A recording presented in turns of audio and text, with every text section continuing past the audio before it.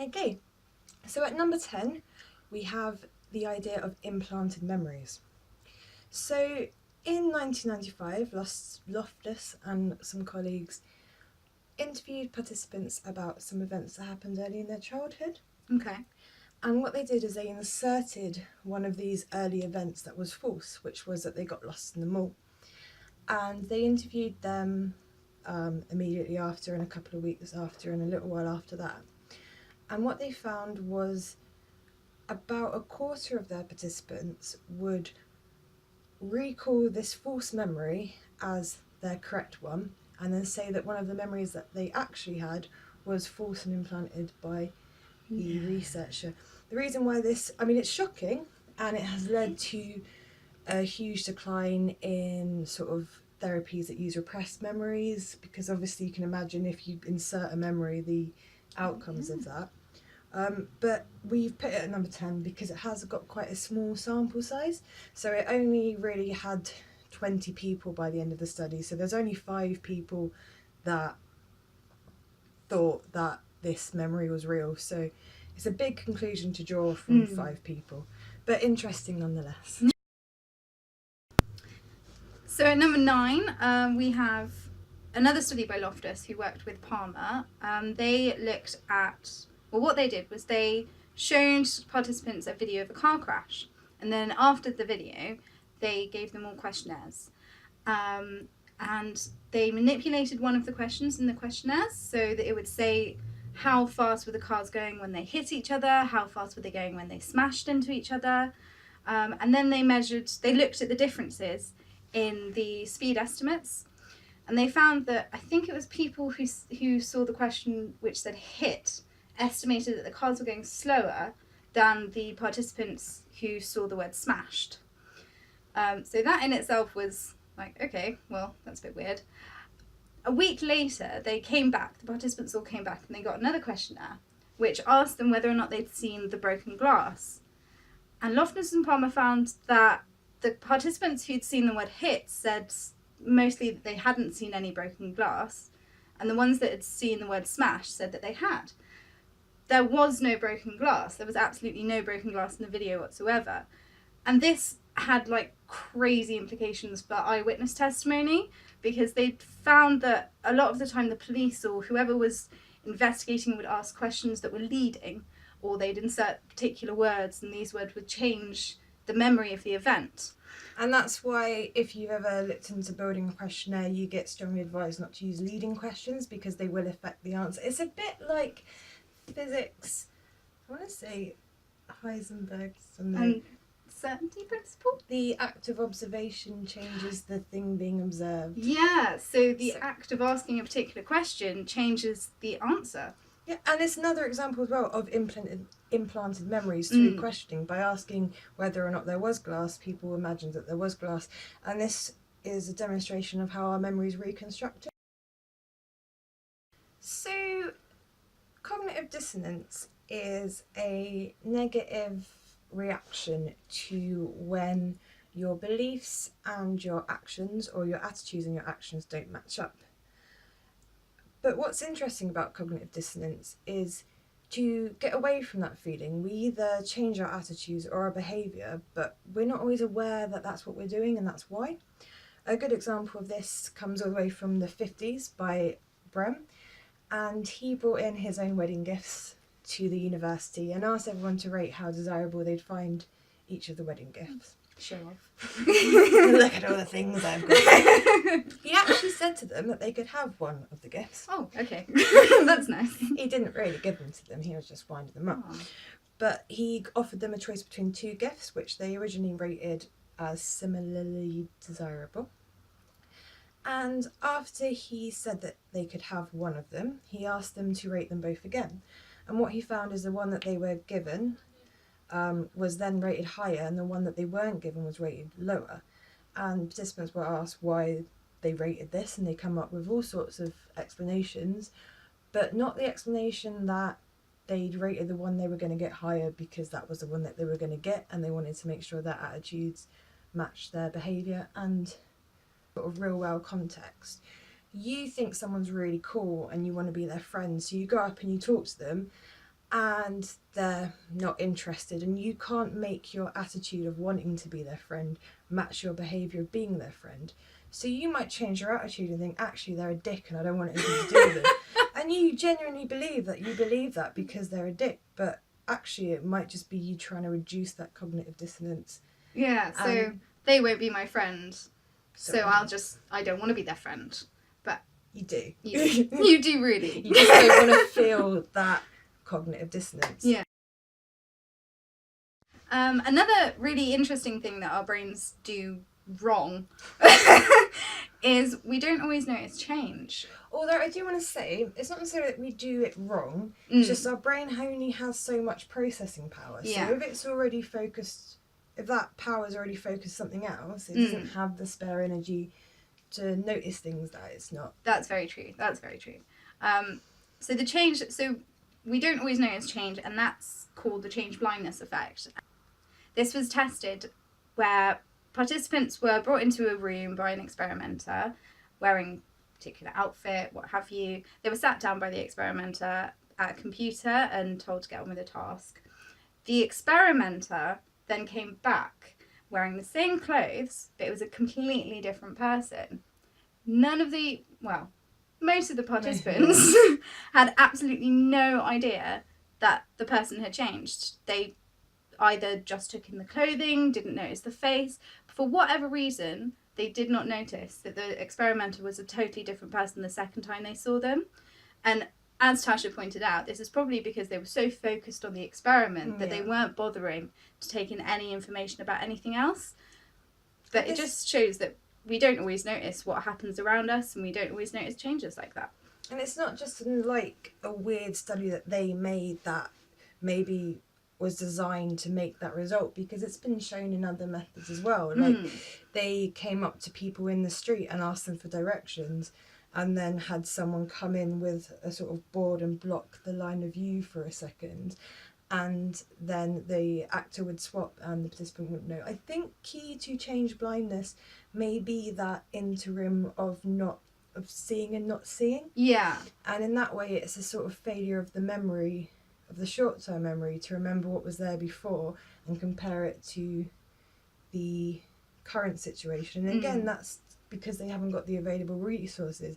If you ask someone to tell the difference between one set of items and another as a game, they will do that quite successfully. But if you ask them to do something else and then notice that the wall background colours changed, they won't notice it. Yeah, we can only focus on one thing at a time, really. At number 6. This may not come to you a surprise to you actually, but people tend to think that other people will agree with them more than is actually possible.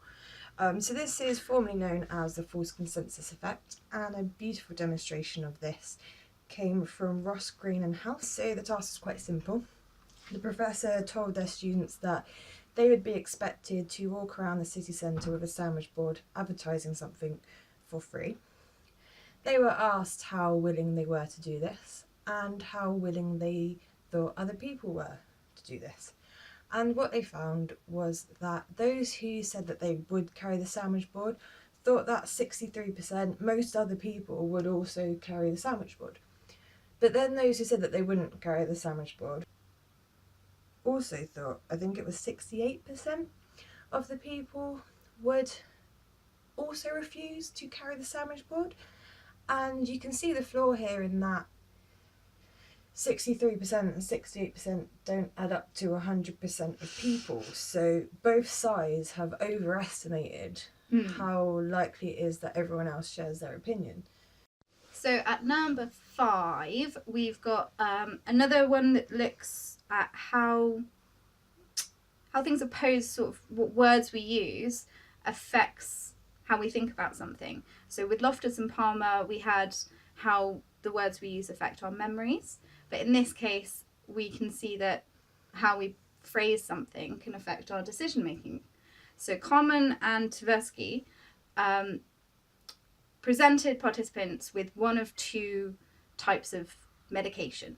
The first group of participants were told that there was a 33% chance that the medication would save everyone, Yay! and a 66% chance that it would save no one. Mm. The other group was told that there was a 33% chance that no one would die, and a 66% chance that everyone would die. The participants each had to rate how much they liked the medications, how much they would support it being used. Would they agree to it as would a they treatment? agree to it? Yeah, exactly. And they just to clarify, no treatment means everyone would die, I assume. Yeah, I would assume so. Yeah, so it's kind of a life or death situation here. They found that in the saved condition, 72% of people said, yeah, we'd totally back this and take it and put it with our breakfast. Yeah, 33% chance of saving everyone. Bring it on. Yeah, totally. But in the death condition, only 22% would support it. 66% chance of everyone dying. Yeah, that's pretty terrifying, to be honest. But when you think about it, they're both saying the same thing. It's exactly the same statistics, exactly the same probabilities, just framed with the word saving and dying. But it changed the agreement to 3/4 to a fifth. Like, that's a bit of a summary. But so, at number, I want to say 4. I think it's 4. Number 4. We've got another example of people missing changes in their environment. But this one is quite different from the change blindness we've discussed before. Because of the partition stopping them from seeing the change, the failure to notice the change was a failure of memory, comparing the current to the past. But this one is different because doesn't rely on memory, it relies on attention as to what's going on now. Yeah. So, what did they do? Well, They had, so... There's been a few different versions. Yeah, there's been a lot. But the general idea is you have a group of people who watch a video. And in the video, you've got people wearing white t-shirts and people wearing black t-shirts, and they're throwing a ball. And you have to count how many times the ball is passed. We're going to throw a teddy, apparently. No, I was going to do that. Okay, we can start again. Wait, I just did. Okay. So he's chucking balls. Throwing a ball back and forth. And the idea was that participants had to sort of work out how many times was the ball passed between the people wearing the white shirts. And at the end of the video, they all gave their estimates. And then video was stopped. And the experiment went, okay, so how many times did they throw the ball? Oh, we threw the ball this many times. And most people got that right. And then the experimenter asked, did you see the gorilla? Or teddy bear? Or in this case, probably teddy didn't bear. work. You'd have to actually hold your attention for that to work. Did you see the gorilla? And everyone was just totally confused. Completely like, what gorilla? What are you talking about? Are you crazy? Replay the video. Don't count passes. Just ignore the people throwing the ball. Just look at the scene. Bloody great man in a gorilla outfit walks across the middle of the scene. No one saw this. We would show you the clip, but it is not fit. We can't. It breaches copyright to show it to you. But you can find it. It is there. It is on YouTube. Yeah. Cool. Just type in gorilla experiment and you should find it. There's also lots of variations, like one where there's like a sexy bikini woman walks past. No one notices. You would not think that you'd miss that. No, I think that's why they use that stimuli. So at number 3, we have the fact that people are not rational people. I think economists, please help me. I don't know what you're trying to say. Economists. That one. Do see people as econs, as rational agents who make cost-benefit analyses. And, humans are logical beings. It's what makes us different from animals. We can reason things, but we can't. Actually, only about 4% of people can correctly answer a basic logic problem if P then Q. And this problem was presented in the Watson card selection task, which is widely used today. It's often used to sort of measure cognitive dysfunction, like if you had brain injuries or something like that. But at the end of the day, it should theoretically be a very simple question that just requires simple logic to solve. but most people can't answer it correctly. Wow. So That's quite a blow, actually. I mean, the species of humanity might have some impressive logic skills, but the individual specimens within the species, it's not a given. Yeah. You're not super logical because you're a human being. Yeah, we actually have to put effort into it Yeah. rather than it just coming out. Yeah.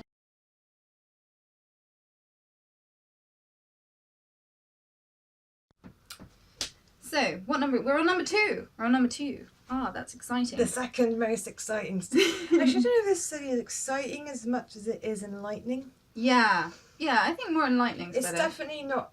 Well, it's exciting, but it's also very like. It's not new.